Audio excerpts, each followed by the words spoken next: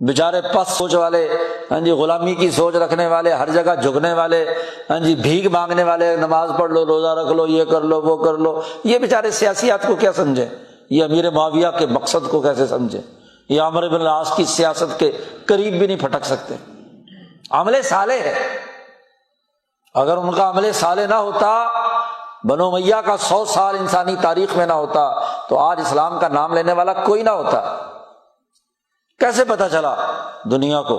خلافت راشدہ کے بعد خلافت بنو امیہ ہی کی تاریخ ہے جس نے دین کے غلبے کا بین الاقوامی نظام قائم کیا۔ بنو عباس ہی کی تاریخ ہے جنہوں نے بنو امیہ کے بعد دنیا میں غلبے کا نظام قائم کیا۔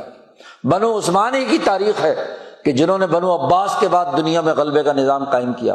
تو آمنوا وعملوا الصالحات، عمل کا وہ معیار اور نمونہ قائم کیا کہ جنہوں نے انسانیت کو خسارے سے نکالا، یہ ترکوں کو، یہ مغلوں کو، یہ یورپ کو، یہ ایشیا کو خسارے سے نکال کر ترقی کے راستے پر ڈالنے والے یہ اعلیٰ درجے کے لوگ آج یہاں انگریزوں کے اشارے پر صحابہ کے خلاف زبان درازی کرنا اور مسلمانوں کی 1200 سالہ تاریخ کا انکار کرنا، یہ پستی کے علاوہ اور خسارے کے علاوہ اور کیا ہے؟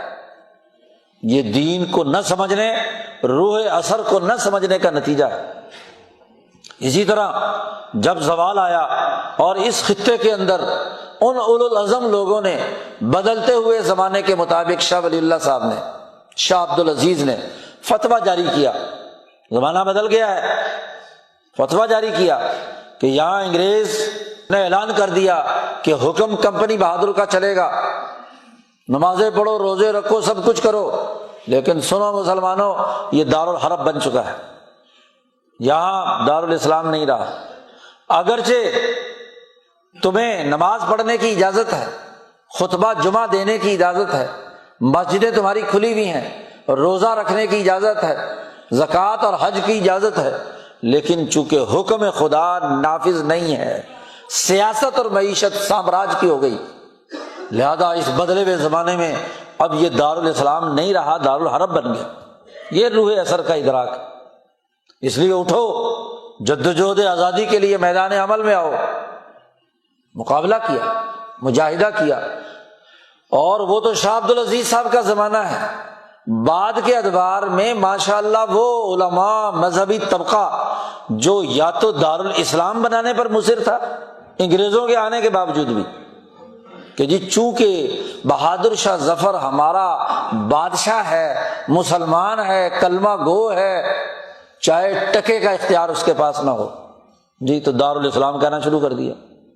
اور پھر جب سرے سے خود انگریز آ کر بیٹھ کر ملکہ برطانیہ یہاں اس بر عظیم پاک و ہند پر فروری 1858 سے مسلط ہو گئی، تو پھر ایک نیا پینترا بدلا یہاں کے خسارے والوں نے، جو بڑے بڑے علماء فتوی دے رہے ہیں کہ جی دارالاسلام تو نہیں رہا لیکن دارالامن ہو گیا، دارالحرب نہیں ہے، آزادی کی جنگ لڑنے کی ضرورت نہیں ہے۔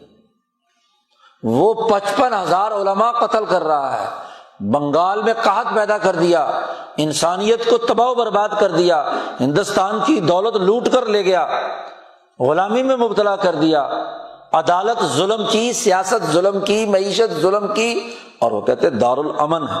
کیسا امن ہے جس امن میں لاکھوں انسان قتل ہو رہے ہیں؟ کیسا امن ہے جس میں انسانیت تباہ و برباد ہو رہی ہے؟ کیسا امن ہے جس میں عدل و انصاف نہیں ہے؟ لیکن دارالامن ہے۔ یہ جتنے بھی رجت پسند مذہبی طبقات تھے، اور پھر اگر تاریخ بیان کرنے لگو تو پتہ نہیں لمبی چوڑی تاریخ ہو جائے گی۔ آپ دیکھیے کہ زمانے کے بدلتے ہوئے حالات کو ایمان اور عمل صالح کے تناظر میں پرکھ کر اپنی روح اثر کے تقاضوں کے مطابق کام کرنا، یہ ایمان اور عمل صالح کی بنیادی حقیقت ہے۔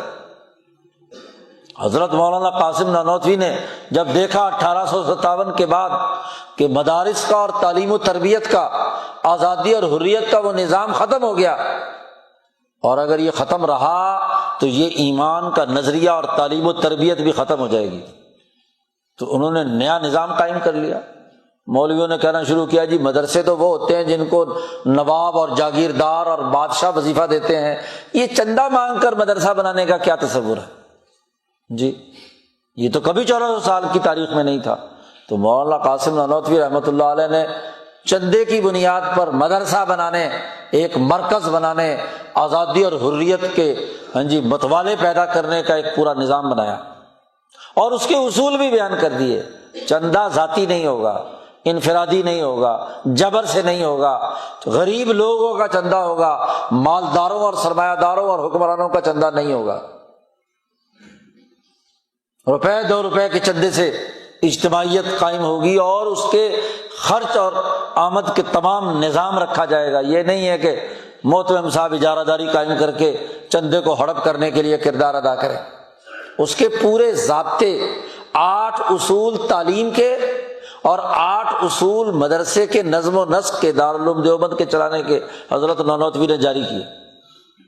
روح اثر بدل گئی۔ اگلے زمانے میں افرادی قوت تیار ہوئی تو شیخ الہند مولانا محمود حسن نے انجمن ثمرۃ التربیت، جمعیت الانصار، نظارت المعارف القرآنیہ، جمعیت علماء ہند، کون سی وہ اجتماعیتیں قائم نہیں کی، بدلتے ہوئے حالات کے مطابق کے سامراج کا مقابلہ کرنے کے لیے میدان میں آئے۔ وہ انسان خسارے سے نکلے گا جو اپنے عصری تقاضوں کو سمجھ کر ایمان کے اعلیٰ اصولوں پر اللہ کے تعلق سے وہ ایسا عمل صالح کرے جس سے غلبہ دین کا بنیادی نظریہ سامنے آئے۔ لِیُظْہِرَہُ عَلَى الدِّینِ کُلِّهِ وَلَوْ کَرِہَ الْمُشْرِکُونَ۔ مولانا سندھی رحمۃ اللہ علیہ فرماتے ہیں یہ ایمان حاصل کرنے اور عمل صالح کا آخری نتیجہ لِیُظْہِرَہُ عَلَى الدِّینِ کُلِّهِ کی صورت میں ظاہر ہونا چاہیے۔